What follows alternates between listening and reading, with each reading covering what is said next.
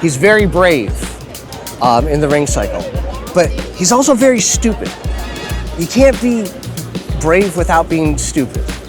Yeah, right? you definitely need some ignorance.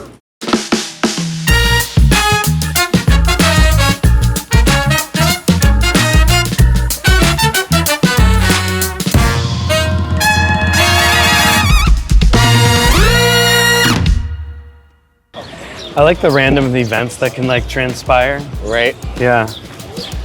Like a dog just like taking a shit right in front of the camera, or you know. Or like a dog skateboarding. A dog skateboarding, that could happen. One time I was busking out here and there was a dog skateboarding and just doing laps around here, and like he had a parade of people just amazed. But then he would like stop and start humping the skateboard, and then it was just a completely different vibe. That doesn't sound like it would be, it would feel good with the grip tape on there. No. I feel like one of the common pieces of advice that you get in the industry is say yes to everything.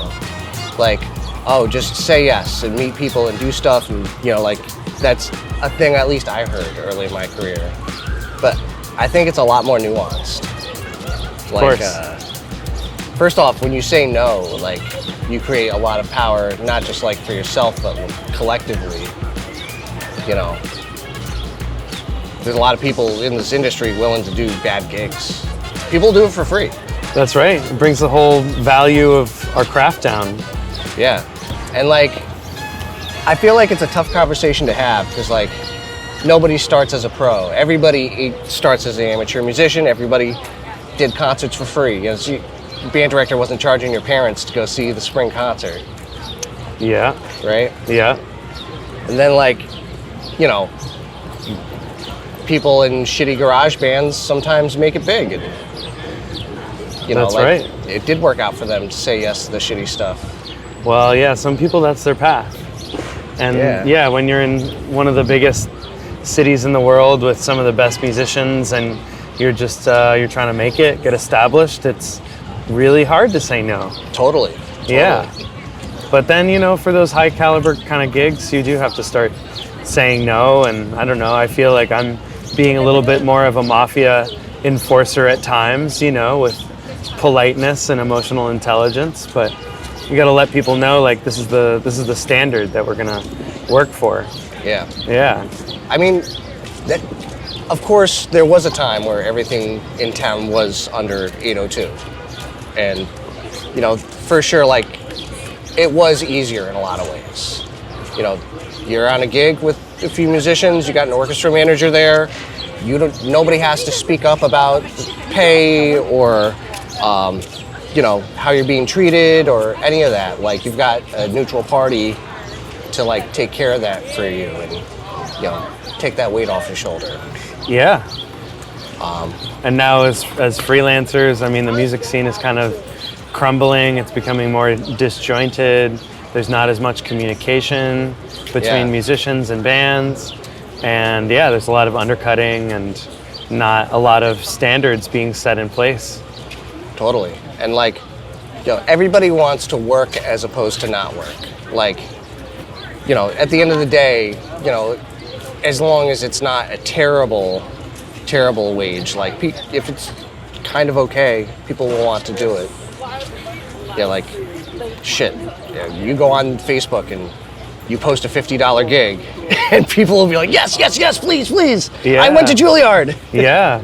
There's these Facebook groups where it's like, oh, we need you from like 8 a.m. to 12 p.m. for a church service, and it's an honorarium of like $20 or nothing.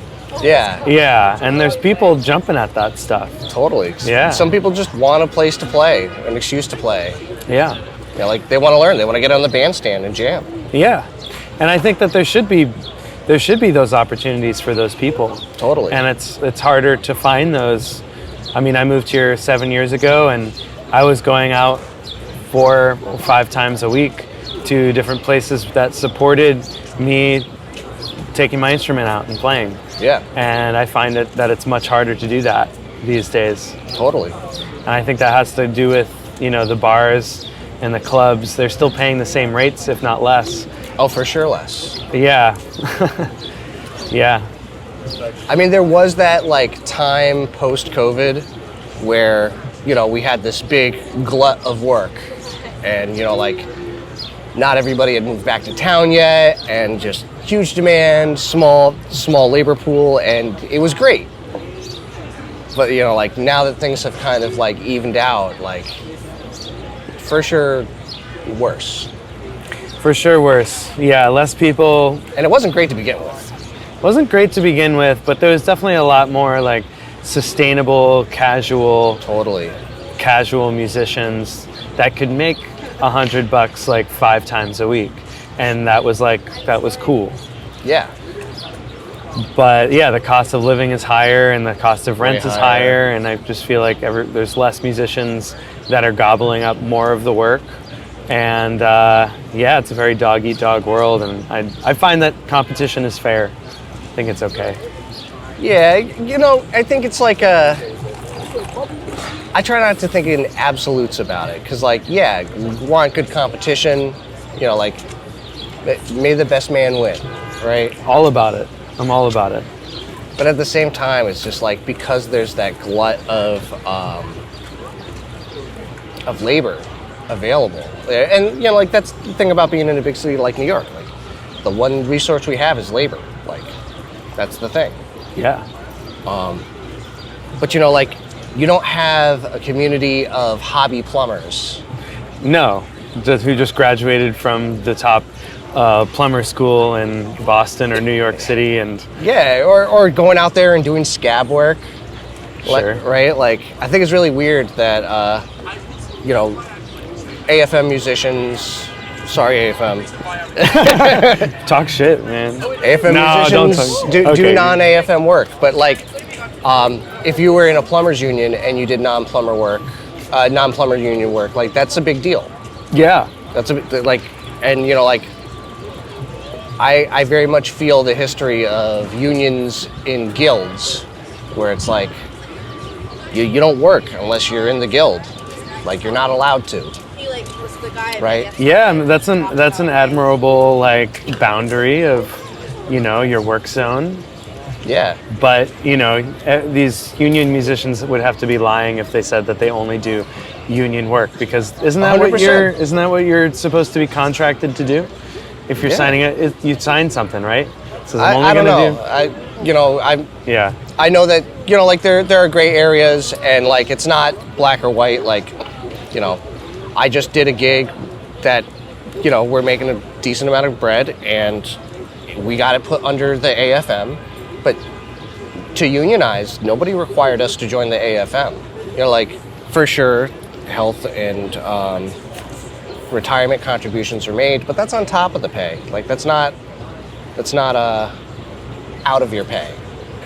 A little bit, I think, but like, no, you don't have to be a card-carrying member to necessarily do it. But, you know, like, if you have a gig, like if you have a Broadway show, if you have even Radio City, you know, like, it's not enough to sustain yourself on, but it's a pretty nice paycheck for doing everything. It's a pretty good paycheck, yeah. If you're used to making... It used to be better, and it used to be that you could get tenure on Radio City. Oh, right? Year after year? So, like, my first real tuba teacher was, like, a very long-time member of Radio City Orchestra. He played there for, like, over 3 decades. And, you know, he was grandfathered into the old contract, which granted him tenure. So, like, and, you know, a lot of orchestras do that now as well, where it's like, yeah, you win the job, and after a certain amount of years, you win tenure, job security. Yeah.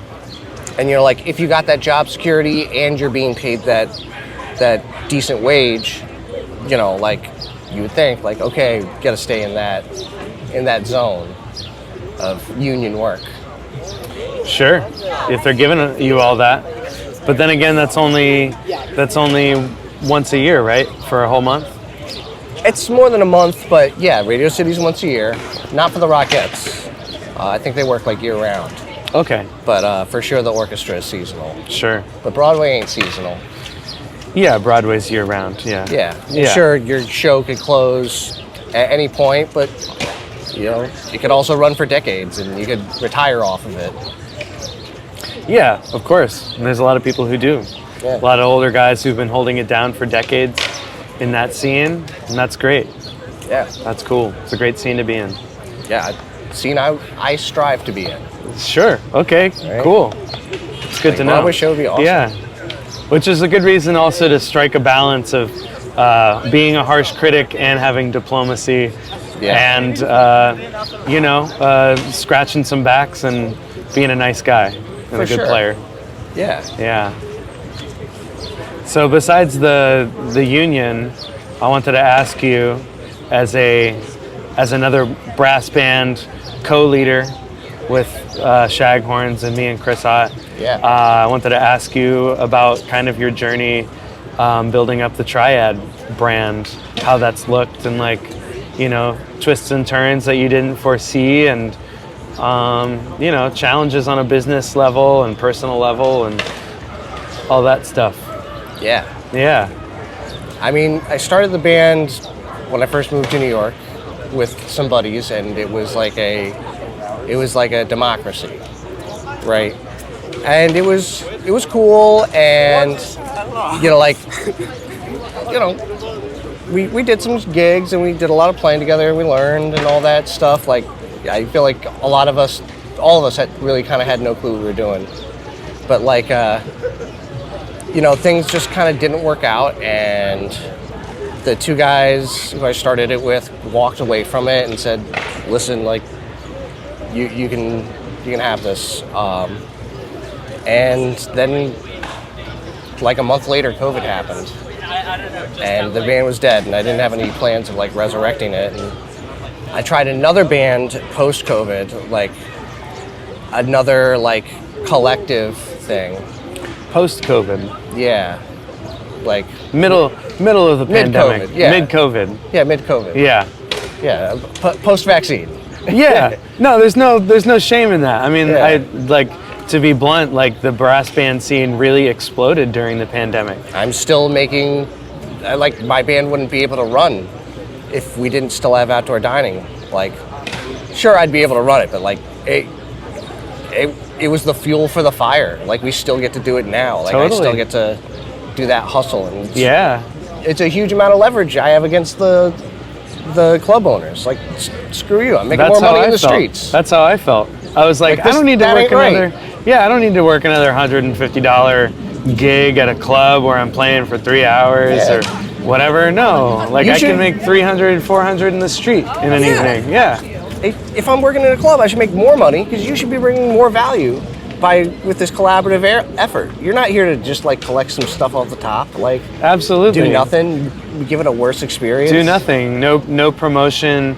No flyers. No lifting up the band.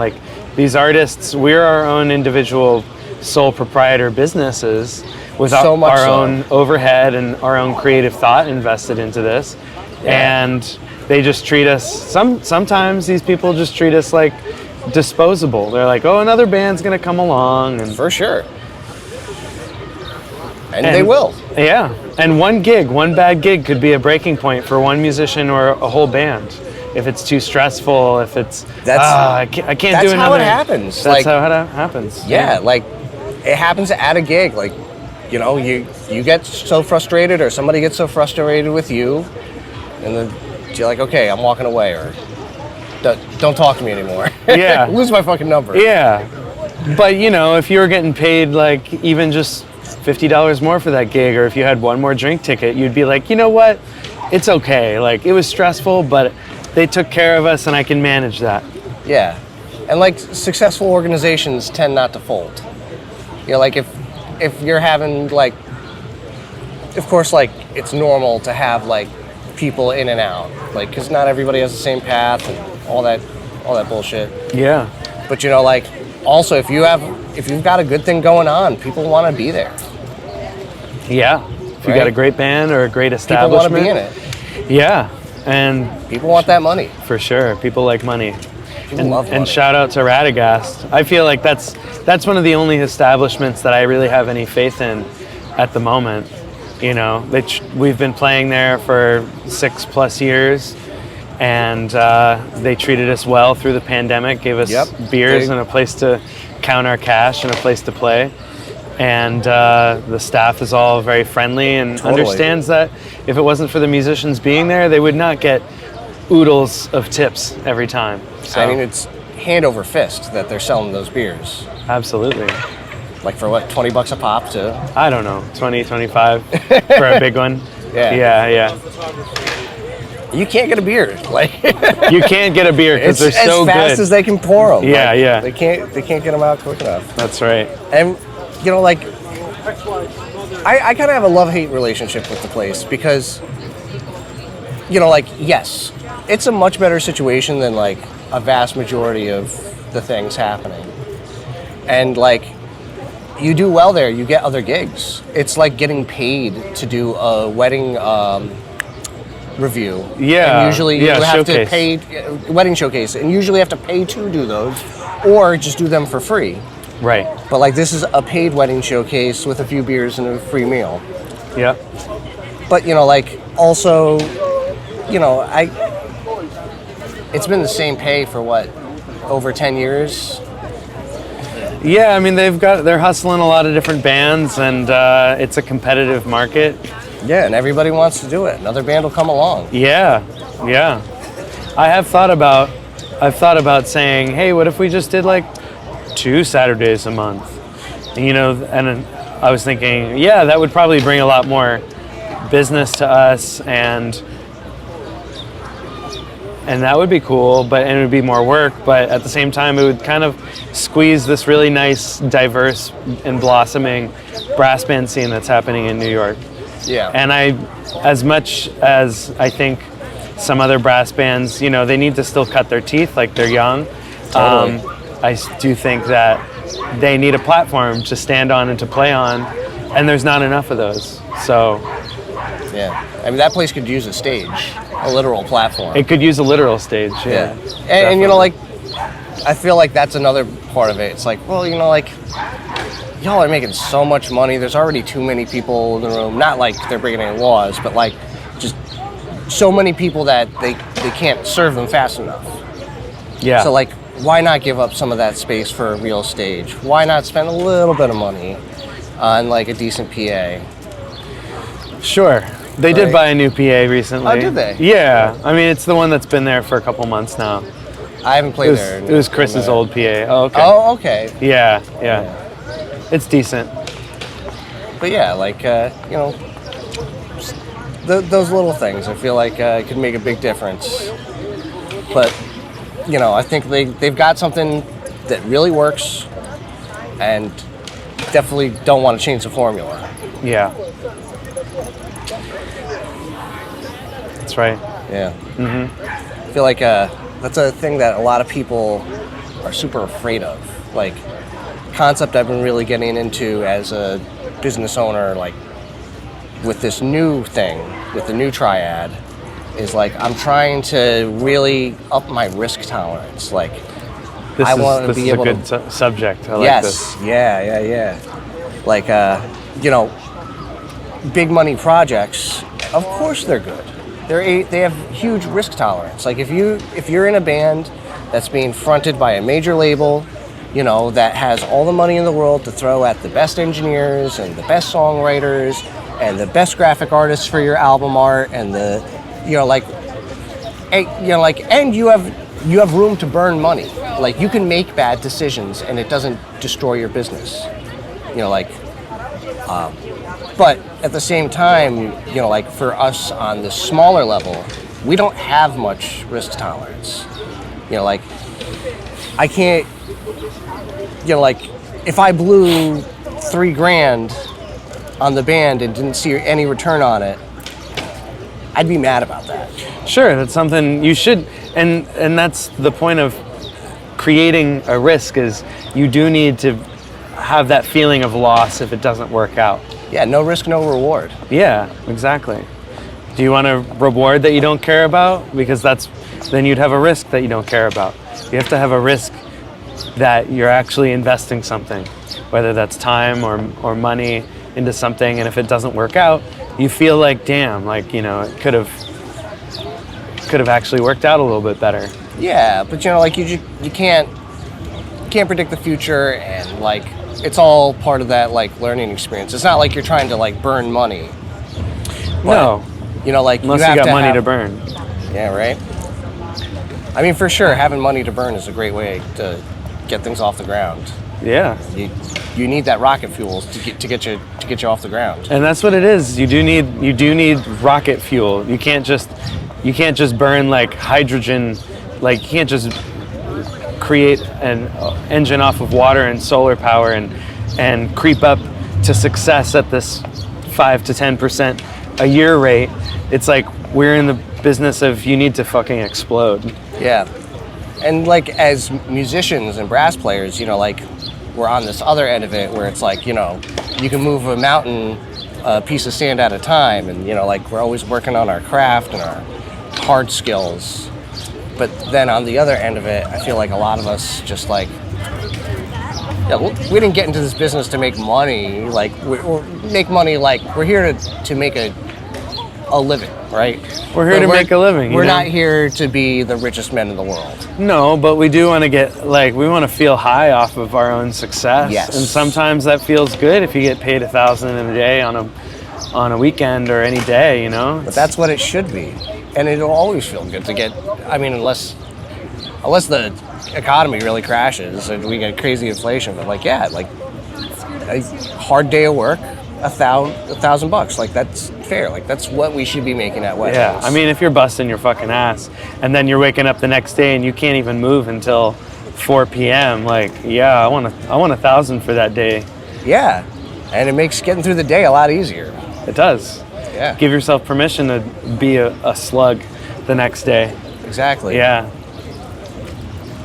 You know. So risk tolerance is a big, a big thing. You know, I've been thinking about this with investing and also even just this new phase that I'm trying to enter into, which is creating more autonomy over and responsibility over content creation, and like hiring a couple trumpet players who want to help me out and learn these skills of like editing and everything. I was like, you know what? I'm not gonna just like hire one of them. I'm gonna hire two because I want to feel like there's a pressure on me to actually get shit done. Yeah. And I want this to move at a pace that I'm feeling that I'm not frustrated. Why are we stuck? And if it doesn't work out, it doesn't work out, and you go back to doing it yourself. If it doesn't work out, then yeah, but also, how could it not work out if I'm actually getting some stuff done? You know, I'm doing this for myself in the end, so. Yeah. Yeah. I mean, it'd be great to really monetize the work you're doing, but yeah. Yeah, and I've got bigger plans for that as well. This is kind of like, we're about like 3 weeks into getting this whole process rolling between kind of doing podcasts and then just making sure they're helping me with like smaller content stuff. But eventually, yeah, I'm trying to move more into education and creating an educational kind of backbone system. And then, you know, on the peripheries, it's also helping out with leveraging gigs and leveraging opportunities and meeting people that I wouldn't otherwise meet if it wasn't for online presence. Exactly, that's social currency. That is a social currency. Yes, that's our right. social credit system. That's right. Yeah. Yeah. I like talking about that. It's kind of like breaking down the third wall a little bit of it's like, why I don't need to try to hide that. Like, here I am. I'm trying to do something. Yeah, and you know, it's not like the guys on Broadway are like posted on social media all the time and gaining hundreds of thousands of followers, blah blah blah. Like, they've got enough a different kind of currency to not worry about that stuff. For sure. Yeah. And that's how I'm feeling similarly to them from the Jewish scene, from booking gigs with Shaghorns, from all the other stuff that's kind of on the periphery there, and kind of got to a point where I was like, you know what? Like, I don't need to be saving up for a house right now. Like, this is a great time in my life just to be, I mean, maybe, but this is a great time in my life just to be like investing, reinvesting, creating a risk and reward system. Well, if you're not burning money it should definitely go into a long-term savings account. I'm not burning through money for sure, but it's like, you know, it's a healthy bleed. Like I'm paying for a personal trainer right now. Yep. I'm also paying to help get my social media stuff rolling, so it's not just sitting in the Dropbox dungeon, you know? Yeah. Yeah. But the math on that compounding interest, like I think a lot of people don't realize. Like you can get 5% right now. Talking about money? Talking about money. Talking about putting your money in high yield savings accounts. Yeah, high yield saving. I mean, yeah, there's so many better options other than just letting it sit in your checking account. That's for sure. Or buying Bitcoin. Buying Bitcoin, sure. Yeah, I mean, yeah, potentially it is. Potentially. Right now, at 70,000, I don't think it's a good time to buy Bitcoin. Yeah. But I'm not an expert. I just get lucky now and then. Gotta have a lot of risk tolerance to buy Bitcoin. You do. Yeah, it puts hair on your chest. Yeah. But also more than just money equaling more money being invested into yourself. Because you can almost never lose investing that money back into yourself. I mean, maybe. I think that the health industry is rife with scams. Sure, if you're just gonna like buy all the pills that Andrew Huberman is trying to sell you, and like, yeah, of course. But Dr. Oz said. Dr. Phil's right? colon cleanse.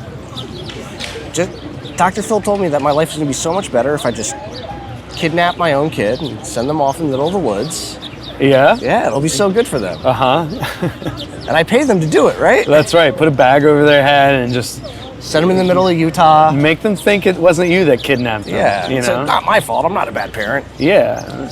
It's them. It's the child's fault. It's the child's fault. Every kid at 15 should be kidnapped by their own parents, stuck in a trunk or in a van. Yeah. Yeah. They wouldn't listen to me. What was I supposed to do? And then they call you from their cell phone that they cleverly retrieved, and then you open the van door and you're like, I fucking got you. Yep. Yeah. So much easier than the hard work of parenting. That's right. That's right. Scare the shit out of them. But yeah, like the risk tolerance I think is a big thing, and you know, it's tough, you know, because I look back at times building the band up where my risk tolerance was super low and losing that money was a big problem. And you know, like now my risk tolerance is a lot looser, but you know, the band's different. I've got a lot more money flow in. I'm in a different financial position. I have the peace of mind knowing that, like, oh, you know, I made this risk to buy these onesies for the band and they were expensive. But, you know, and it was like a really tough sell to talk people into getting into onesies. But ultimately, like, it was a investment that paid itself off. Now, when I keep putting money into that, like, I have the peace of mind knowing, like, oh, it's not money lost. You know, it's the bubble definitely guns not money lost. And time. You know, like, we had this thing where we were all wearing these same light-up shoes for a minute. And they kept breaking. They were really fucking expensive. Nice hat. So I got a Newport Jazz hat. Oh, nice. Yeah. And so I was like, you know what? I'm gonna make my own like LED shoes, and they'll be way cheaper. And I'm just, how hard could it be, right? Really fucking hard. To make your own? Oh, yeah. That's very crafty. What, to save like 15 Because they were bucks? $40 a pop. Okay. And sometimes they wouldn't even last one gig. Oh, yeah, sure. Yeah, because they're just like the cheapest Chinese junk, but like they looked great. Yeah. People loved them. Yeah. And it was really frustrating. I like taught myself how to solder. That was frustrating. Mm-hmm. And I learned all this stuff about like electronics and LEDs. And ultimately, it was a huge failure. Because anytime we put them on John Aarons' feet for test runs, he would destroy them. Sure. Yeah. And if they can't pass the John test, then it ain't gonna work. I can't use it. Yeah. But that's what ultimately became like my LED light kits for the instruments. Okay. You know, like that skill set, like it was all there. Like what I had made into the like prototypes for these shoes just instantly I could put on the instruments, and that was a big win. But like I didn't see that at the end of the process, when all these things that I spent all these hours on building and all this money into like trying to find the right things and testing them out and breaking stuff, like it all eventually worked out. Right. Yeah. And I appreciate there's no other brass bands really in New York that's actually trying to like up the showmanship and the wow factor like you guys are. Everyone kind of has like a different theme going on. We're like the New Orleans brass band. We're the all-female brass band. We just play crazy arrangements. We just, but I love that you guys are actually trying to up that showmanship game and pushing that vibe. It's so easy to do that kind of stuff. And I really think it's like an ego thing for a lot of cats. And, like, I get it if, like, oh, this isn't your bag. Like, okay, great. But, like, I do, like, people don't like talking about, like, some of the flexing that, like, cats like doing. Like, we all want to show up on time, right? And we all want to, like, have a reputation of being, like, punctual. That's a good start, yeah. Some people, I'm not naming names, sometimes might feel like maybe they're a little above a certain gig, and it's like, well, I'm too good for this, so like I'm gonna show up halfway into the first song, and I'll make up for it by just laying down the best solo they hear all night, right? Yeah. And sure, like you can flex those ways when you're very heavy. Like if you're such an amazing player that you bring that much more value that I have to tolerate some BS and work around that, like, yeah, that's possible. But like also like putting on a onesie is easy. Putting on a onesie it takes a lot of confidence. It doesn't take any skill. It doesn't take any skill to put it on, but to wear it and to play your instrument, do what you love that you spent over a decade doing, yes. That takes confidence. But definitely. It takes confidence, and I think people are really like, they really feel a way about embarrassing themselves. But like, what's more embarrassing, making a shit ton of money in a onesie, or like making $30 looking cool? Well, hopefully you can look cool and make a shit ton of money and wear a onesie. Yeah. But I think there is a balance to strike there with totally with how silly you want to be, how much showmanship, over the topness you want to bring to the gig in your own way, and then also being very like devout on your instrument and being a badass. Yeah. I just think it can be yes and. Like that's a big philosophy I have with running the band. It's yes and. Like we want to do something that's yes and. Like you're doing some wild dancing, yes and. You do some theatrical stuff, yes and. You play some really hip shit, like yes and. Right? You're like, oh, we want to go out with the costumes, yes and. Yeah. I love a good adventurous spirit, that's for sure. I love people who are willing to take risks. I love minds that are willing to think outside the box. And I do think that spirit can be lost, like, the more serious you see yourself in the professional realm. Totally. I think people, like, especially if you, like, go to music school, like, you really try to put it on this pedestal where there's no room for, like, humor. Like, I did classical music in my undergrad, and it was like very serious and stuffy, But like Mozart's music, it has a lot of humor.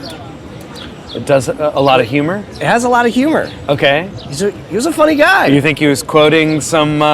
He had his own like lick back then that was like a little tongue in cheek. Are you kidding me? You not know? Like he's like notoriously like a joker and like. Like write songs about farting and pooping and, like there's and not just that, like within his personality, but I really hear in his music, like the way he writes the lines and the way they're interpreted. Like there's a ton of humor in that. Like people take Stravinsky to be like very serious, but like I think there's a lot of humor in The Rite of Spring and That's right. Firebird, and like, you know, like it's humorous. It takes risks. You know, like Mingus. You know, people take Mingus very seriously, but I think there's a ton of humor. I can in access Mingus. Mingus's humor a lot easier than I think Mozart's. But I do think that, you know, these composers were probably aware of the full expression of the human nature through music.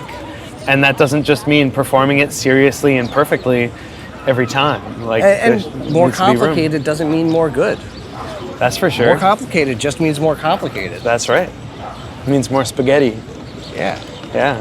Want more meatballs to weigh that spaghetti down. And don't get me wrong, I love complicated. But like, you know, I think we get to a point where like maybe the audience doesn't understand. And you know, like, I think it's super important to be aware of like who your audience is. You know, like if you're making really intellectual music for jazz academics, like, yeah, that's the place for that. But like, you know, if your target audience is the people paying your bills, like, okay, well, who's paying my bills? Am I winning jazz grants because I'm like making super intellectual music? Am I applying for jazz grants? Am I trying to play for some schmuck in the street, like out here? Yeah. Right? Sure. Yeah. Like, whose money do you want? Right. Or whose attention do you want? Yeah. Who's that core group of people who are going to support you back? Right? Yeah. You know, back in its like value customer heyday, McDonald's, like, they really didn't make even though they serve so many different people, like these fast food chains and McDonald's in particular, like they don't really make their money off of the sheer number of people going there. You know, people go there because it's convenient and cheap, but they make most of their money off of their repeat customers who are going there a few times a week, right? Okay.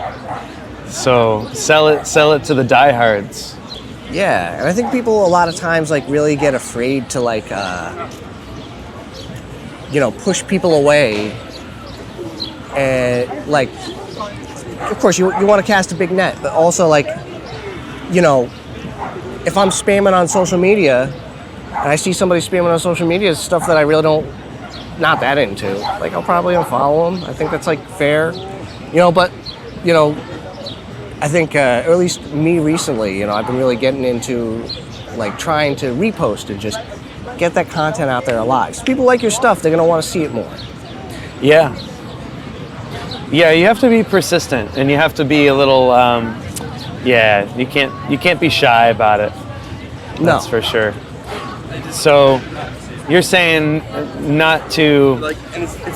don't be afraid to send a niche kind of message. Don't be afraid to,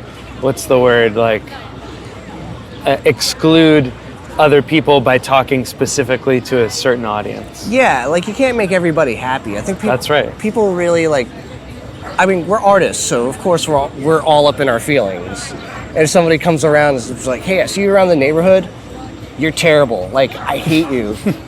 You're scourged. Like, just every night, I just want to, please, move away. Like, you know, you're out street performing and somebody tells you suck. Like, you don't want to hear that. No, but then again, like, they feel so passionately about that. Like, isn't that kind of a compliment that they even have a strong stance? Like, when totally. People used to throw eggs out of their windows during the pandemic when we would play in the Lower East Side. That. And they're like, don't you know it's the middle of a pandemic? It's 10:30 p.m. and my baby's asleep. Meanwhile, everyone's drinking on the street and like, well, can't you see that we're all trying to party down here? Yeah, I mean, I think for sure, like, you don't want to just, I mean, you can grift. It's easy to grift. You just want to create rage content, like, that, it works for social media, right? People love controversy. The algorithm loves rage. Like, you want to make stuff to piss people off, like, yeah, you'll get attention. But, like, also on the other side of it, I think there is very much that, like, if you're successful, you will accumulate haters. Yeah, and you just have to be like okay with that. And you also have to be okay with like sending a clear enough, strong enough message that people can really decide to love it or hate it. Yeah. Not just kind of lukewarm, yeah, like vanilla ice cream's okay. Yeah, man. Sounded great. Yeah, you know, oh, I like that. Yeah, sounded good, man. Mm-hmm. You know. No, he wants people to be like, oh man, you really like played that one note and you really stuck with it. Like, you know, it wasn't necessarily, I didn't necessarily dig it, but like that one lady was like going nuts. Yeah. Yeah. I mean, yeah. You want to find what works. You gotta find what works. Yeah, and somebody's telling you they don't like it, it's like they can go screw. Like, yeah, fuck them. Yeah, you're not my target audience. That's right. It's not for you. Keep moving along. It's fine. The jazz grant committees, I'm sure, are not going to be knocking down my door, and that's okay. Mm-hmm. It's not for them. I'm not trying to make content for them. I'll take a jazz grant. Yeah. But I certainly can't, like, there's not enough money in the jazz grants. I don't see it. There's a lot of money in a lot of places. Maybe not for you, but maybe then again, there could be something specifically for a chamber ensemble, an acoustic ensemble that's all brass in a jazz style. Something like that, you know. And you just want the Westerlies to scoop up that $20,000 grant? Are you gonna, like, you know, say maybe I can do that too, you know? Yeah, maybe. I mean, the grant writing process is, that's a job in and of itself. You know, it is. I've written quite a few grant proposals and haven't won one yet. And that's why we just keep on doing it. Yeah. Yeah. And it's also like, what do the grant committees want? You know, like, do you have what they want? That's right. You got to know how to, again, talk to your audience. Right? Yeah. One thing I heard on the radio this morning was about, it was like creative writing techniques. And this guy was, one little point was like, he was like, I don't care if I have inspiration. Oh my God, these guys are swerving. Nice. They're like, I don't care if I have inspiration. I just say I'm gonna write for 15 minutes a day at the same time every day. I'm like, cool, that's great. But then this other woman was like, yeah, I'm a black woman. I write for other black women. And that's my target audience. And then from there, no matter what you're writing about or talking about, there's all these access points for other people to relate to that thing in their own way. Like that book, The Inner Game of Tennis. It's like not every book. I actually haven't read it, sad to say. But don't get The Inner Game of Music either. Like, you got to read the tennis one. Okay. It's been reprinted a bunch of times. Yeah. Yeah, that was that actually was required reading for me in my undergrad. My tuba teacher made everybody in his studio read it. Nice. It's really hip, I think, for like thinking about the ego and like if you have performance anxiety. I think it's a great book to read. And just like, just kind of like getting to know yourself and having like effective practice sessions. You know, it talks a lot about like the ego and the superego. You know, like they really like, you know, those two selves in you. You have the doer and the observer, right? And often it's that superego, the observer, which is like really getting in our way. You know, like if you could just shut that person up in your head. Like the inner critic. Exactly. Yeah. You know, like you can't do both at the same time. That's right. You can't create and revise at the same time. Yeah. That was a little thing that I got from Mark Rubin. Yeah, I mean, think about when you're in your best creative states, like when you're in that flow state and you're playing that slamming solo, like you're not talking to yourself. There's not a thought in your head. You know, like you're just doing. You know, and when you're sucking, you know, you're talking to yourself. They all hate me. Yeah. Oh, you just cracked that note. Right. And that's, That's why I find it so freeing just to practice imperfection and practice making mistakes. Yeah. And accepting those mistakes. There's not the dichotomy of good or bad. It's just about like control and reproduction and, you know, consistency. Like, no such thing as good or bad notes. Like, just like, what are you trying to do, and are you doing the thing that you're trying to do? Yeah. And, you know, like, definitely in classical music, in my experience, like, there's one right way to play a note, and there's a lot of wrong ways to play a note, right? And your options are limited. It's like staccato, tenuto, you know, like whatever those are within that lexicon. But, you know, like, we know that brass instruments, you know, like super close to the human voice and have just as much nuance with all these different tones and things it can do. But because it hasn't been like put into there, you know, like, that's it. And then we've also got that idea of like, oh, this is good, this is bad. You know, like, well, you know, what's good tone, what's bad tone, what do people want? One thing my teacher, Marcus Rojas, said to me really stuck with me for a long time. He's like, you know, everybody wants dark tone, but dark is just dead. It's also just one shade. Yeah. Too. Yeah. And like, there's a lot of life in like all these other color spectrums, and also like brass instruments, tubas especially, like compared to like a upright bass or a string bass, like it's a trebly instrument. You know, like, sure, it's a bass instrument, but like tone-wise, you're way more in the Jaco Pastorius place than you are like the James Jamerson place. Yeah. Or like a upright jazz bassist place. Like the tone is so different. That's why I think they can work really well in the rhythm section together. It's like two different basses, because it's almost like, yeah, you're in the same range, but it almost doesn't get muddy because of how tonally different the instruments are. You're talking about two different basses? Like bass and tuba. Bass and tuba. Yeah. Oh yeah, for sure. You put two basses in a rhythm section, sounds, playing two different bass lines at the same time, forget about it. It's like super muddy. Yeah. But you put a bass and a tuba together, it's thick. That is thick. Yeah. Yeah. I thought you said super money. Or you said muddy. So muddy. Yeah. Muddy, yeah. Mud butt. Totally. I agree. Yeah, I like to be able to access everything. Of course, I have my preferences. I like to sound bright and fat and robust and all that stuff. But that doesn't mean you shouldn't be able to do the mild stuff. Yeah, of course. I always want access to that lush vibes. I don't broadcast those sounds like I do my other sounds or make my money off of making the lush sounds, but I like making both. Yeah, totally. I think it's just about having that big palette, be able to express yourself. That's right. More colors, it's not a bad thing. Yeah. And, you know, like, also I feel like that putting the things in that category of good and bad, it really like feeds that super ego thing.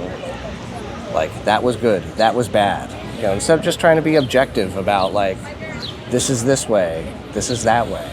Yeah. This can be used for that, this can be used for this. This style of music wants you to play right on top of the beat. This style of music, it's cool if you lay back.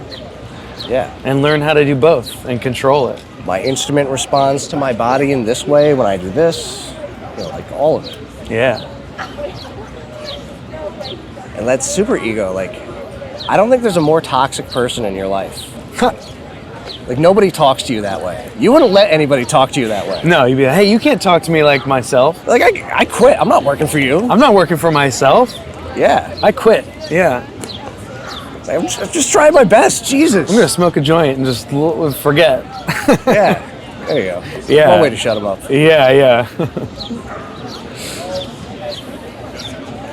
That's right. Yeah, the nicer and softer we can be with ourselves, the easier that I can just move through life, the easier I can connect with other people. Yeah, you know, like, you don't want to get stuck in like these fictional stories in your head. Like, there's a lot happening out here. Yeah, and it's sad to see so many people, especially nowadays, just feeling like they're really me it's stuck in the I and the me, and it really does. You just hear the reverb of your own mind a little too strongly. You don't see outside. You don't meet people. You don't take chances. Yeah. Yeah. And nobody's a psychic. No such thing. You can't tell the future. You don't know how people are going to react. I don't know. I feel like I'm kind of psychic sometimes. You're about as psychic as Kyler over there telling people's fortunes. He could be psychic too. No, he's not. Nobody's psychic. Yeah. I don't know. I'm pretty far out on like the whole new age and stuff, but yeah. I would have to say I manifested a bowl of soup and really crispy Brussels sprouts 2 days ago. What does manifest even mean? That means to create. I know what it means. But like, oh, you just did a thing? Like you thought about it and you did it? I thought it, I saw it, I talked about it, and I was like, yeah, I want like a hot bowl of soup in like a corner of a bar where it's like an old oak table and like an old bench and it's kind of dark. And I want like a hot bowl of soup, and then I want something like really like crispy and crunchy on the side. And I was like, yeah, I want Brussels sprouts, like really like charred. And then on this menu, they had charred Brussels sprouts, and the soup was good, not enough broth. It was a minestrone, a thick minestrone, which I enjoyed, but... you know what's on my vision board right now? Tell me. Gullible rich people. I want to meet rich people who are very gullible and who will trust me with like a few $1 million to blow on a show. Let me rent a theater and employ like a bunch of people to do Cirque du Soleil on cocaine. Okay. I like that. I like right? that. That's what I want on my vision board. Can I give you a thought on that manifesting strategy? I mean, you can, but I don't know if I'm gonna. Give it. Okay. I want it. Okay. Give it to me. I'm gonna manifest your thought. Okay. I'm gonna manifesting your. I'm gonna advice. be minimally invasive with that. No. Be invasive. Okay. I think everything Be honest. is great about that, except for the word gullible, because it insinuates a low level of manipulation and not energetic congruency between the parties involved. That's the only thing that I think. But if they're not gullible, we're not taking risk. How about... If it's a sure investment, then they're not gullible and the money would be there, right? And then it's not a risk. What about a big dreamer? A big dreamer millionaire? Yeah, did you ever... In college, we learned a lot about like the ring cycle because I did classical, and like these character archetypes, like like they have certain strengths and certain weaknesses. And the protagonist, like he's very brave, right? In the ring cycle, but he's also very stupid. You can't be brave without being stupid. Yeah, right? you definitely need some ignorance. It's just like, because if you were smart, you wouldn't have risk tolerance. Like. I'm here being just as stupid with you. Like, we're gonna blow $2 million to rent out a theater and employ a bunch of people for a year to make Cirque du Soleil on cocaine, and maybe we'll sell tickets and make millions more, or maybe we don't. But I think if you're looking for that person, you will absolutely find them. And I think that. I think if you go to the Banya, that's the perfect place to find a stupid young millionaire with way too much money to spend who loves coke and thrill-seeking and wants to do something insane like that. I gotta make my way to the Banya. Yeah. Do you know about the James Randi $1 Million Challenge? No. So James Randi was this magician, right? Okay. And early on in his career, and then he like really made it big by being a skeptic. And his whole thing was he hated scammers. Like, he hated, like, because he knew that this stuff was magic. But like, he'd finish shows and he'd do like some mentalist routines. And his friends would be like, oh, how'd you do it? And he'd explain it, like, and how like the whole process behind it. And they'd be like, okay, but really, how'd you do it? And he made a career out of just like exposing all these frauds. He had $1 million challenge where he said, if you can prove any like metaphysical, spiritual, psychic, whatever. Oh yeah, no, I've heard of this. Yeah. and the prize went unclaimed because, Right. you know, Yeah. I hear that. Yeah. you know about Reagan had a psychic.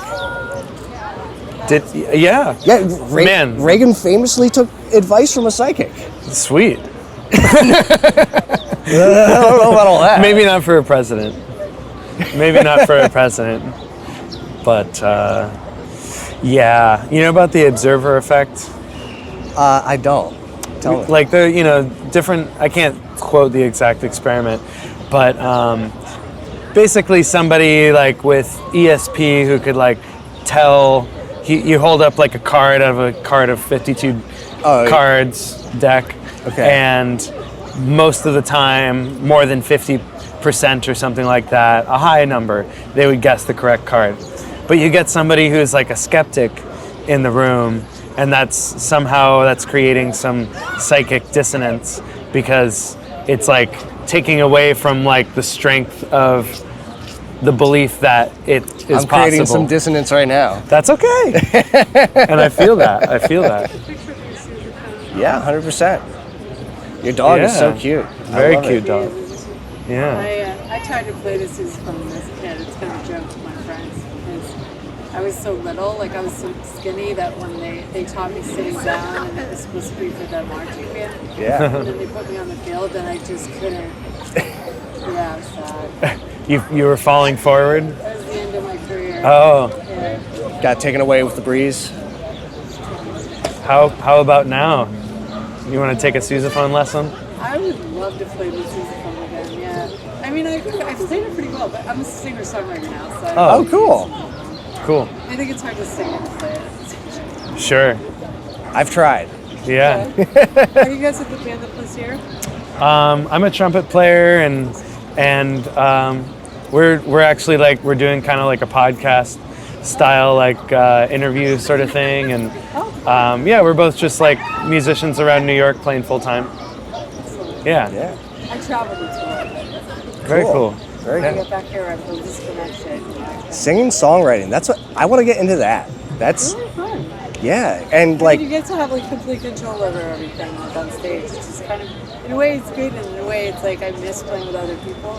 Yeah. But during COVID, it was like when COVID was like still much more active. It was hard to take anybody else on the road because if they got sick, they would have had Totally. to stay in a hotel somewhere, Yeah, it was rough. like in Amsterdam or something. Sure. You can't Yeah. just leave somebody in Amsterdam. Yeah. We had to take 2 weeks off of a tour like 2 years ago in February, like living in a motel in the middle of a tour. Yeah. It's awful. Yeah. I got to England for the first tour that I did, like after we could do a tour after COVID, and like I got pegged because the plane had somebody on it that had COVID. oh no. And then I had like 10 days that I had to quarantine, and the 10th day was the day that I had to leave for the tour. Because I gave myself a week because I thought something's gonna happen. Yeah. And then I was like half the day I was illegal in England, and they were like, and if you violate this, you will be fined £10,000. And I'm like, that's like the whole tour. Yeah. You can't do that to me. So the whole time we're driving, I'm like, should I put a blanket over my head? Right. A disguise. Yeah. Yeah. I'm Diana. I'm Kai. Hi. Nice to meet you. I'm Harry. Harry, nice to meet you. Nice to meet you, Diane. Yeah. Yeah. Well, good luck with everything. Thanks. Maybe I'll see you around the park. Yeah. Okay. All right. Take care. Take care. It's nice meeting you.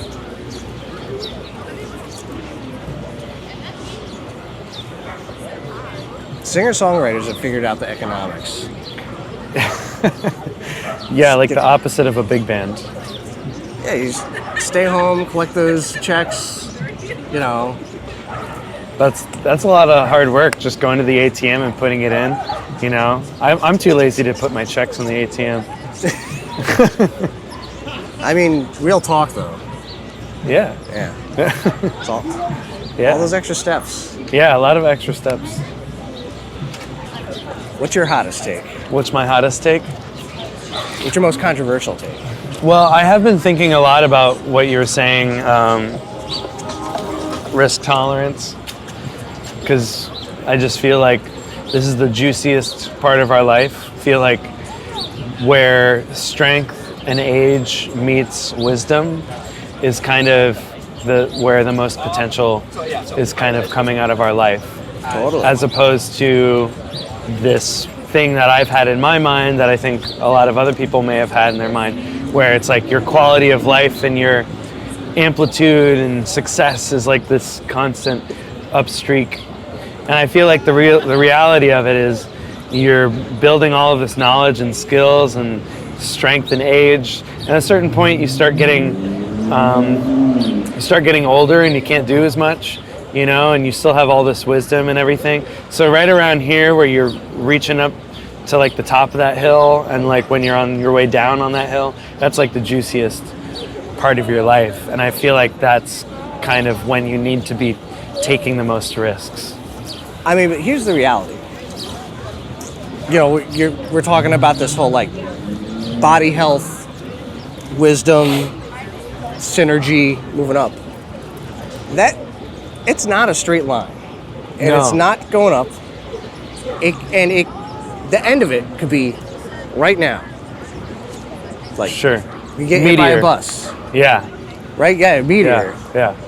Giant falcons pluck our eyeballs out. Yeah. Yeah. Another pandemic, and we get got. Yeah. Bird flu gets us. Uh-huh. Right?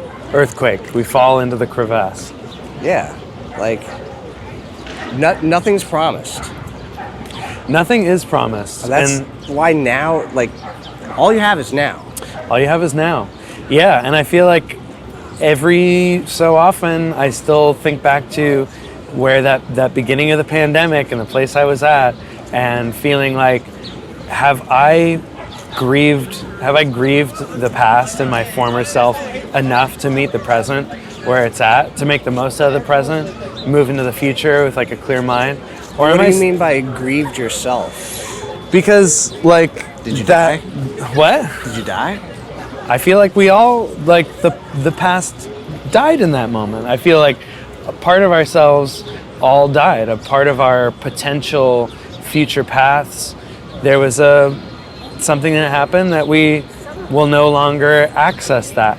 And to think that we can just return to the village after the storm and everything is right where we left it, that's wishful thinking. I think what really happened is the storm came through, the COVID storm. It wiped out the whole village. The straw and the bricks are everywhere. And what we have to do is we have to actively rebuild. Yeah.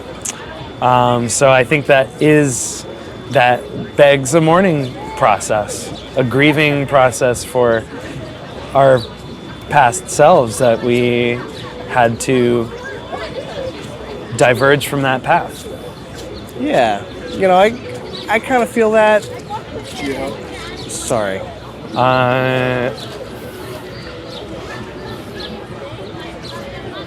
Could you help like a big bill? This is what I can help with. Here you go.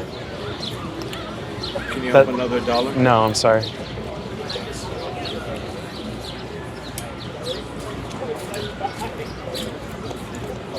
But, you know, I'm gonna just be the contrarian and say, you know, if that's the case, then part of you died today. Part of you died yesterday. For sure. No, I'm on board with that too. You know, like, and, you know, COVID, whatever, like, you know, people in Ukraine, you know, like, the country got invaded, like, and that, you know, like, there's all these different factors, you know, happening in so many different people's lives around the world, like, you know, anything could happen. You know what I mean? And, like, thank God we don't got to deal with, like, war zone level. Oh yeah. No, we're living in Disneyland compared to most of the rest of the world. Yeah, I don't got to worry about a roof over my head or food to eat. Yeah. We're worrying about some really simple, pointless stuff in our day-to-day lives. Right? Like, am I gonna get called to go on that tour? Is somebody else going to get called to do that? Yeah. That guy who I want to do all their gigs? I'm already making a living playing music in New York, which is like a lot more than most people can ask. And we're worried about reaching up and, you know, often overlooking being grateful for the things that we have. Totally. Yeah. You know, like gratefulness, it's an action. Like you gotta create that habit. It's so easy to not be grateful. Like it's an active thing you have to like do and be at. It's so tough to That's do true. sometimes. Yeah, yeah. Like, it is a muscle. this industry especially, like, you know, it's so full of jealousy. And you know, it's like you can't not feel jealous. Like I feel like jealousy is like one of those things that's just like an immutable part of being a human being. Yep. And like, you know, Yeah. I think we're lucky. Like, yeah, we're lucky to be making music in New York, but like New York's also like notoriously like one of the darkest music scenes. Like people get super jaded, and you know, like it's like the biggest, most competitive one, and you think like, oh, there must be this big, like really great community, and it's like, no, kind of like everybody kind of hates each other. Dog eat dog. Yeah, dog eat dog. I wouldn't say everybody hates each other or everyone's backstabbing and all this stuff. No. But there's a lot of animosity and a lot of drama. Certainly. There's certainly drama. Yeah. Yeah. Yeah. No matter what scene, no matter what your career is, at a high level, there is this drama and talking behind people's backs and all this stuff. And Yeah, you got to get that social currency. definitely. I think that there's a lot of other scenes though that are doing it right. Like if you think of, I don't know, the rock climbing scene, you think of how supportive the rock climbing scene kind of appears to be, how, you know, podcasts and information and people sharing knowledge with each other and community-based events that aren't just based around money. Yeah, I mean, for sure, you got to find your tribe. You do have to find your tribe. Yeah. Yeah. This business, like, I feel like there's no separation between your personal life and your professional life. It's all intertwined. Like, all your friends are your coworkers. All your coworkers are your friends. You don't go out and party. You're like, you are the party. Your work is the party. You professionally party. Yeah. Yeah. I'm trying to, this past year, I'm trying to draw more boundaries along those lines. Because, yeah, it's like, it's easy for me to say, like, oh, I only congregate with the people I play music with. But I also kind of find that to be, like, a little bit unhealthy and stressful, too, because musicians are just inherently, like, not super aware of other people or even taking care of themselves sometimes. Yeah. So it's not the healthiest scene to like surround yourself with 100% of the time. Yeah, I mean, it's just the mental health aspect of it. It's like, touring sucks. People don't talk about that enough. Like, there's all this like glorified, glamorous feelings about like, I traveled the world, I toured, like blah, blah, blah. But like, you get down to the reality of it, and it's like, you're either living in a van or, if you're lucky, a bus. If you're lucky, you get to sleep in a coffin on a bus. Right. Right? Otherwise, you're in a cramped van, you know, flying all the time. Like, taking flights, like that's, unless you're flying first class, and you know you're not. I actually love sitting on a plane. Maybe, yeah. If love I was in being first in an class, if I airport. was in business class, fine. Yeah. Like, I would be into it. But, you know, like, I don't have lounge access. I'm not. Yeah. I'm sitting in economy. I'm taking the flights. I'm checking my instrument, hoping that it comes out on the other end. Mm-hmm. You know. That stuff is a pain all in the that ass. stress, you know, like oh, are we going to get there on time? Flight got Yeah. delayed, blah, blah, blah. Yeah, I got to worry about other people, you know, like, if you're like touring with somebody who's like a thrill seeker, you know, like that's really stressful. Like, oh, are they gonna break their leg and is the tour over? You know, like my rent next month is dependent on this person not following when he's trying to have some fun. You know? Yeah. Yeah, I mean, I think the smartest way to handle a tour is by being kind of like a yogi master and just like And the pay sucks. And the pay sucks. it really depends. It depends on the tour. Depends on the tour, depends I've been on the on tour. great paying tours. I've also been on like mediocre. But a lot of the touring, the pay sucks. A lot of it, yeah. I mean, it's definitely like the glory and like the Viking mentality of like I'm conquering the world, spreading the road message. again. But I was also saying recently to a friend, like this old like rock star lifestyle of touring and stuff, it's becoming antiquated. We can reach so many more people so much faster if that's the goal of touring. I mean, We can do that online so much faster. I think the goal is the show. It's the ritual. You know, we're getting a bunch of people in a room physically, right? Yeah. You know, we're knocking back a few drinks, getting some social lubricant. You know, like we're all participating in this thing. You know, like, and it's very ritualistic. You know, like you've got the master ceremonies, you know, directing everybody, telling them how to think, what to do. If you're having a good time, make some noise. Yeah. And make sure to pay some tithings at the merch tent after the show, right? Exactly. Yeah.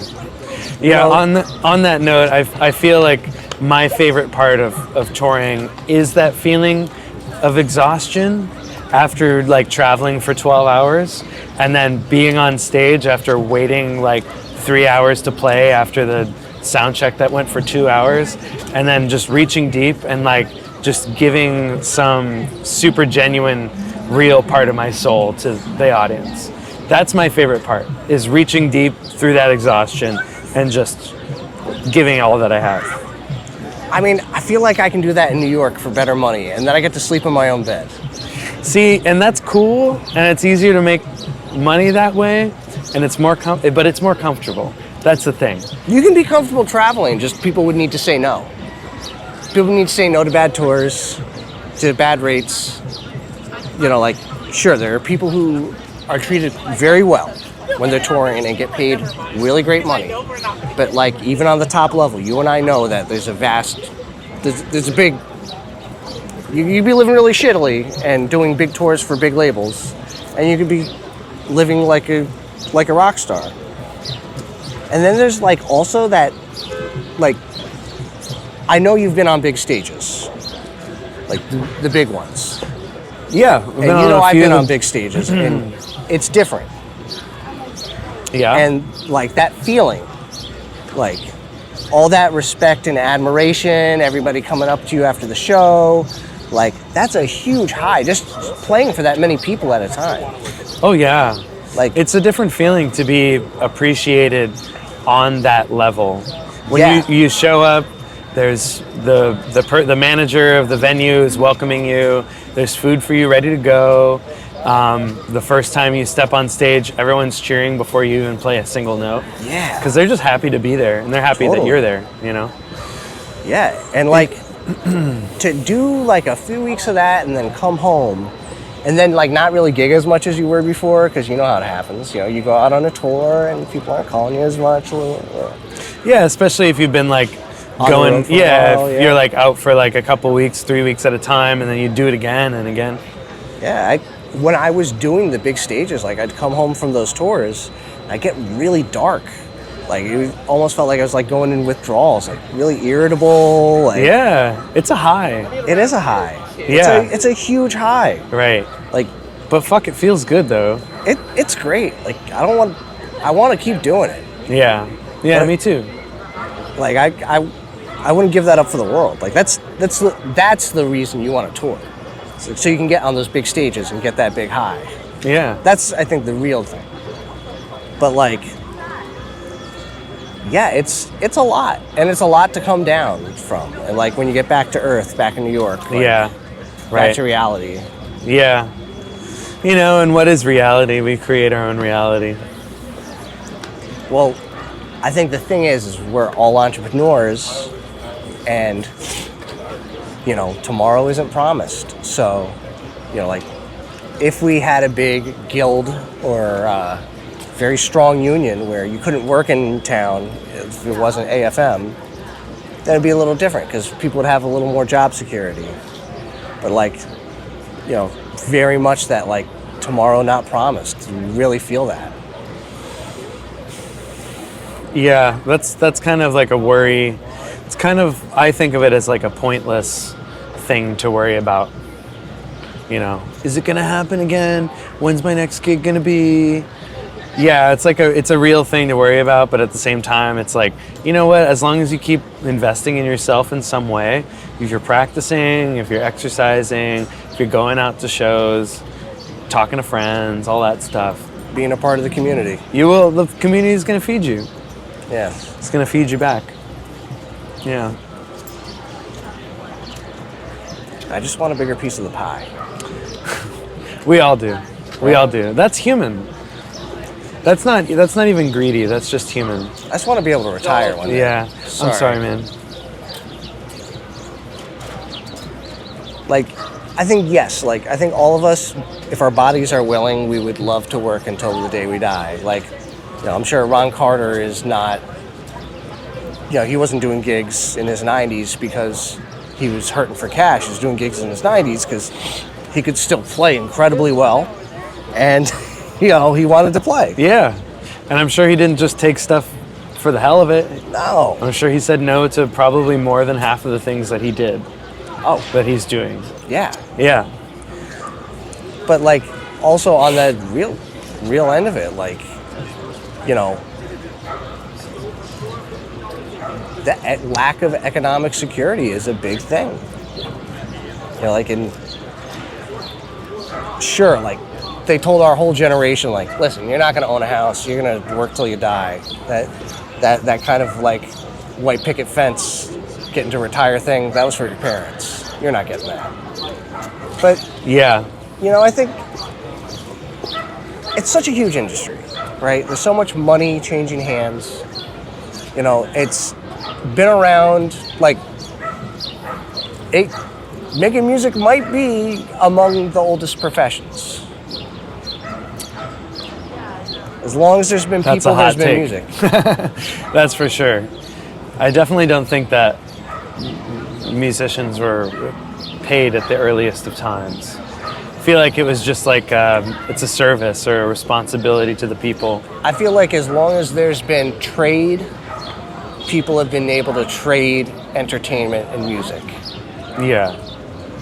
I'm sure, like, you know, if I was in a tribe and I was like the resident drummer, I would probably drum maybe like 3 ceremonies a week or something like that, and then probably get fed and housed and do some other stuff on the side that all contributed to the community. Yeah, you know, for sure not a reality of anything we're gonna ever, like, run into. Yeah. But, like, you know, some of the oldest human artifacts are instruments. You know, birds sing. You know, insects dance. You know, like, it's so universal. And, like, it's so, like, it's everywhere. There aren't people without music. You know, like, I think you'd have to search far and wide to find people who, like, reject, like, a society that has, like, rejected the concept of music. You know, like, I think that we're getting close to it though in the States here. no way, people use music and love music, and People do love music, but it's just like, it's like, eh. It's not as, people don't understand the power of actually performing music in the present, like they used to, or like they do in other countries. It's just kind of like, how high can you jump? You know, does this have viral appeal right now? If it doesn't, then my emotions are, I don't have any emotions about it. I think we shouldn't underestimate our audiences. And more so, like, you can't blame the audience, right? Yeah, I don't like, that doesn't hold me back. That thought doesn't really hold me back a lot, but. You know, like, sure, like, you're not going to be everybody's cup of tea, and there's some people who are like, not really for me. Yeah. But, like, certainly a vast majority of people are into some form of it. You know, like, Whether it's like the music at your church or your favorite band, or if you're addicted to social media and do nothing but scroll TikToks all day. I mean, music is a huge part of that formula. You know, For like, sure. if you if you consume media, you consume music. Like, it's there and people need it, and Yeah, it definitely serves a purpose. it certainly does. If only people were a little bit more conscious of what that took, the effort that took. If we were all a little bit more conscious and appreciative of the food that we eat, the art that we see, the landscaping, the music, the this and the that allows us to live in a functional and happy environment. Yeah, Culture. I mean, I don't think we can positive thinking our way out of like some of our hard economic realities. I think, like, you know, there's just because there's like tension doesn't mean like it's a bad thing. Just because like there's disagreements doesn't mean it's a bad thing. You know, like, and you know, like, we don't want to dehumanize people, but I think, you know, we can villainize bad behavior, right? You know, like, I think, you know, getting back to those social media, like, Facebook groups, like, for musicians, right? What happens if you say to somebody like $50 for 3 hours at 54 below? Like, get the fuck out of here. Like, it's acceptable to be like, no, be nice. Why aren't you just like letting it go and ignoring it? Just like, why don't you just let me be? It's like, well, no, because you're doing something that is deserving of criticism, right? You know, like, if I didn't take a shower today and I smelled, like, if you were my friend, you'd tell me that I smell, I would let you know. right? But we're outside and everything smells pretty good right now. Yeah. Yeah. But if you really didn't care about me or didn't like me, you'd let me go on stinking. Sure, there's a lot of people you run into that smell and you don't Yeah. tell them they smell. Yeah. But, you know, like, we're, especially, I guess, like, whatever, this culture that we live in, like, money's a taboo thing. You know, like, people get mad over money, sure, but, like, people are reluctant to talk about it. How much are you making on this gig? Uh-huh. How much did they pay you? Uh-huh. Are you going to reach out to another band leader and ask them how much this club paid them? Right. Nobody does that. Well, yeah, there's a diplomatic way of talking about money that isn't so like, you know, what's your waistline, you know? I mean, there's power that we lose as laborers by not talking about it and not knowing. And there's a reason why Section 7 of the NLRA exists. You know, like, it's because these are like the most commonly abused tactics to exploit people for labor. You know, like, unions exist for a reason. Like, corporations, you know, like, their executives have the fiduciary duty to spend the least amount of money as possible and make the most profit. That's their job. In fact, did you know that if you are an executive and you don't meet your fiduciary duty, you can go to jail. This is something that is criminal, like, especially if you're for a big company. You've got a lot of people to answer to. Like, that's your like, that's your job. It's like, there's no emotion in it, right? And then us as laborers, we're on the other side saying, well, we need fair pay for work. How do we do that? You know, oh, we're independent contractors. Okay. You know, I want to get the next gig. Do you want to get the next gig? Always. Always. Always. Right? And like, I feel like, sure, the biggest clients you have, or like the richest, most famous people you work with, sure, they can treat you right and they can pay you the most money. But I feel like more often than not, those are the people who fuck you over the hardest. The big clients? Or it's the people with money. Yeah. The bigger organizations, you know, like mom and pop operations, I'm not usually worried about getting screwed over. You know, like my little mom and pop operation, the people who I call, I don't think they worry about me trying to screw them over. I think they know that I'm really trying to advocate for them and I'm trying to pay them good money. You know, like certainly more than a lot of big corporations I've worked for recently. I'm able to pay my people. Absolutely.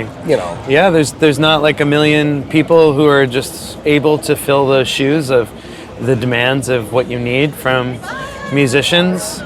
And there's no room for taking musicians and our people for granted. And I personally, I want to feel like we're paying a competitive wage with other bands of the same caliber too, because I want to be able to have like easy gigs now and then that are like, sorry, like it can't pay as much, but remember all those other gigs that we, you know, paid you a little more than sure we could or than other bands would. So you got to take care of your people, that's for sure. Yeah. Don't take advantage of people in general. Don't do it. I mean, it's an easy thing to say, but like at the end of the day, like people are going to be doing that. Like you negotiate contracts. You run into people trying to scam you all the time. Totally. Yeah, you definitely need to have like, you need to be able to be an asshole at the right times, and then you need to be able to turn it off. Yeah. Maybe not like an asshole, but like you need to be firm, and you need to have your bottom line and your boundaries, and you say like, look, like it's just not going to work for me, and sorry, but you can just move on to the next. A lot of power and no. Yeah, huge power. Yeah. Yeah, but then especially again, that collective no. Yeah. Then again, like no isn't necessarily, it doesn't need to be like a power flex. It can just be like I'm sorry, I'm not willing to do that for that. I'm not trying to make you feel bad, but that's, some people take it really personally though, when you're like, I'm sorry, like I can't do that for like, I need like $100 more to do this gig. And they take that really personally, and you're like, I'm sorry, but that's my bottom line. Yeah. Yeah. I mean, I just think it's like big systemic problems that we're dealing with. Like, sure, like there are people like you and me who are, you know, by a lot of measures, we're doing great. You know, like we're killing it, getting really great gigs.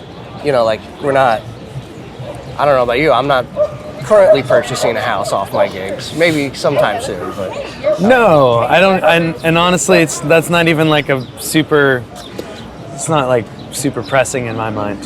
Yeah, but like, I think there are a lot of people in town who would be envious of the gigs that you and I do. And yeah, like, it's just good to be grateful. It's good to be grateful. I feel like we all need to definitely like say no a lot more. Like on the other side of that, like Rockwood can't be the #1 rated club on Yelp. Not with the pay situation. It can't be. No. It can't be. No, but with like, you know, hundreds of singer-songwriters moving into New York week after week, they need a place to play. They need a place to play, but like the #1 club in town to play at, like you and I know that people feel like they have to play at Rockwood, right? Like that's one of the things you have to do, right? That's an addiction. Right? Yeah. You have to play at Rockwood, and if you can do good at Rockwood, then it's the next step. Like, yeah. But you don't have to play at Rockwood. Yeah. Or people who are like playing $300 weddings on a Saturday. Like, okay, that was cool. Like maybe 6 years ago, 8 years ago. Yeah, when I was in But my early it's- 20s, like, sure. Yeah, but it's like 2024 and we need a bottom line across the board. And I don't have any problem saying, yo, you're doing that for $300? You went out to Long Island for $300? And you did like a full service? Like, yo, you need to bring it up, dog. Yeah. Yeah. But, you know, I'm not scrounging for that kind of stuff, so I don't feel so compelled to try to enforce rules and bottom lines like that. Look, I'm already late for work. Yeah, I mean, like, for sure we can't like affect other people's behavior, right? Like, somebody wants to take a shitty gig, somebody's gonna take a shitty gig, right? But like, I think, you know, like, I think there can be social consequences for screwing people over and undercutting them. You know, like, I know doing I guess we call it the bash now, and these kind of gig websites, you know, like, we all do it, right? We've all done those gigs. Yeah. And we all know somebody who works them through, and, you know, like, yeah. You know, but like, at the bottom line of it, it's like really awful. Like, we're having these people put out a massive call to all these different band leaders, and they're blindly bidding against each other. And people don't go to websites like the Bash to like get the right person for the right job. People go to websites like the Bash to get the lowest bidder. Yeah. Yeah, it's sad to see. Definitely You know. sad to see. Yeah. But like,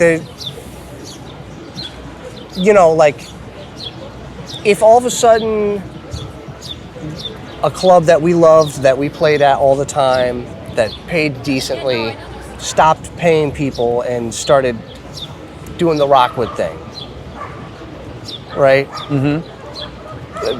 I think we'd feel a certain way about the people playing those gigs, right? If they were our people? If they were in our community. Oh. Yeah, I mean, a bit. Like, I think you do need some flexibility to do some just for fun kind of shows. Yeah. You need flexibility for that. Yeah, so... But if you're trying to, like, if you're doing it on a regular basis, it's like, come on, man. Yeah, doing it on a regular basis, you know, maybe it's tough to talk about, because, like, do we want to see Rockwood close? No. I don't want to see Rockwood close.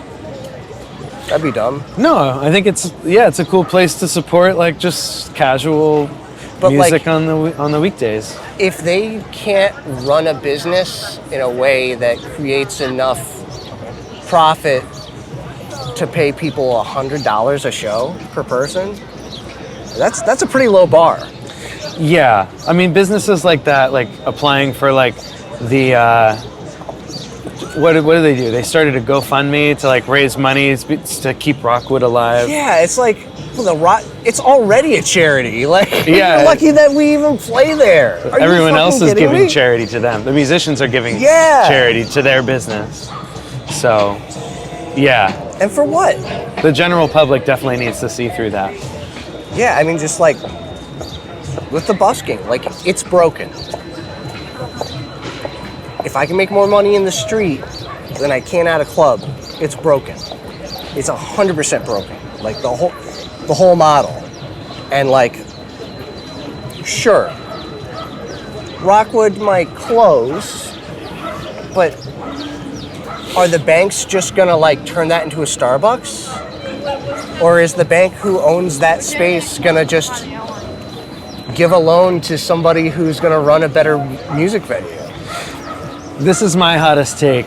It's probably of the conversation. And this was all, we've already probably gone over this in the conversation. But after the pandemic, after learning what you can make just on the street from the general public, I was kind of like, you know, if bars and clubs aren't going to do that, then they can fold.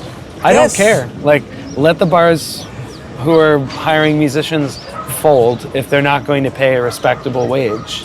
Yeah. But there's always musicians who are going to take it for less. So, whatever. It's not even my business. That's why we need the guilds. You know, like there really needs to be that dichotomy of this is, you know, a community activity, right?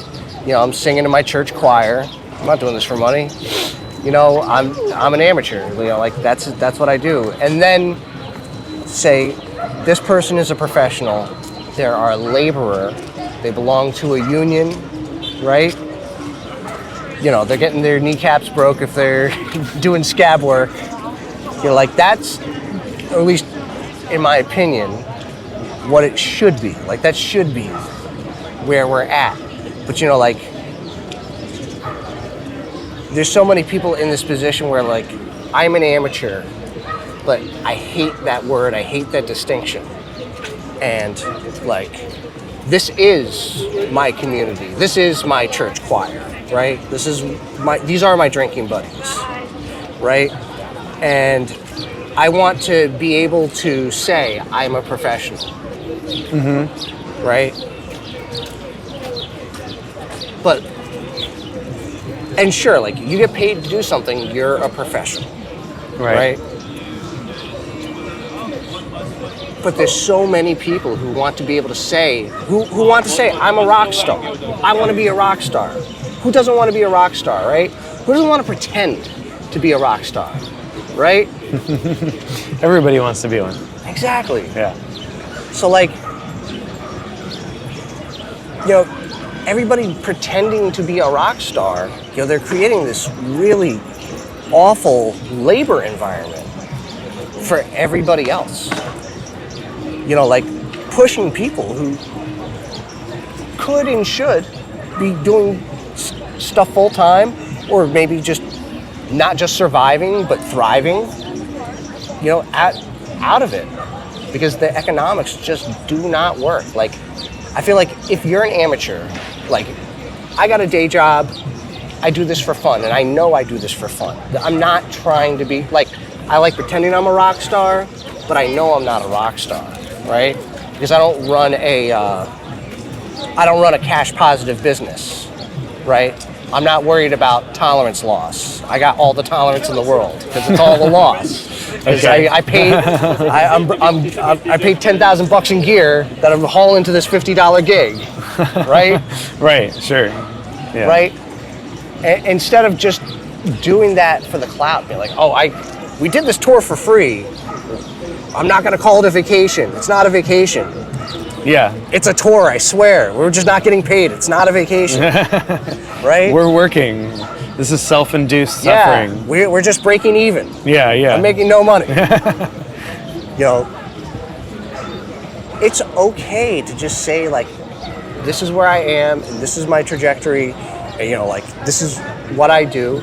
And to say, you know, like, this is something I enjoy, and I want to support the people who create this whole environment to make this kind of things possible, right?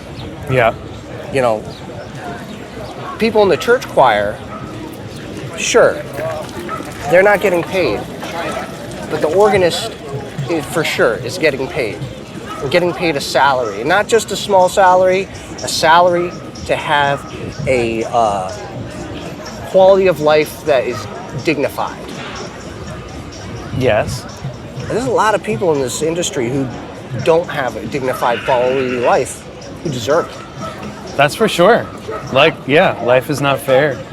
Yeah. And the disparity in salaries and how you make it as a musician, a freelancer, it's pick your own destiny, and some people are just dealt the best cards and the best hand, and some people are dealt shitty hands.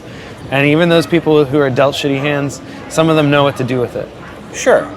And you know, like, Nepo Baby, sure, like, it's a weird concept to me, and like, because, oh, if your parents are both professional musicians, it would make sense that you're good at being a professional musician, right? It would make sense. It would make sense. Yeah. You know, like, if you have a lot of resources, it would make sense that you're, like, good at the thing that you're doing, right? Right. So, like, of course, like, there are a lot of Nepo babies in the music industry, right? It makes sense, Yes. Yeah, right? absolutely. It'd be weird if there wasn't. Yeah. Yeah. For Right? sure. It's easier to break into an industry where you already have family in that industry to show you the way, to show you the path. You got to Yeah. follow. I mean, yeah, a part of. Nobody talks about Nepo babies in construction. Like, my grandfather was a crane operator, and my father was a crane operator, and I'm a crane operator. Those people don't get called Nepo babies. Wow. And they're still making great money. No, but like on a bigger level, if you have even a small construction business in your family, and now you go straight to being the manager of job sites and stuff like that, then that's a good path for you to just start making money and learn what it takes to be responsible. You know. Yeah. So, yeah. Getting a little hungry. How you feeling? I could eat. You could eat? Okay. You want to take a pause? Yeah, let's take a pause. Sick.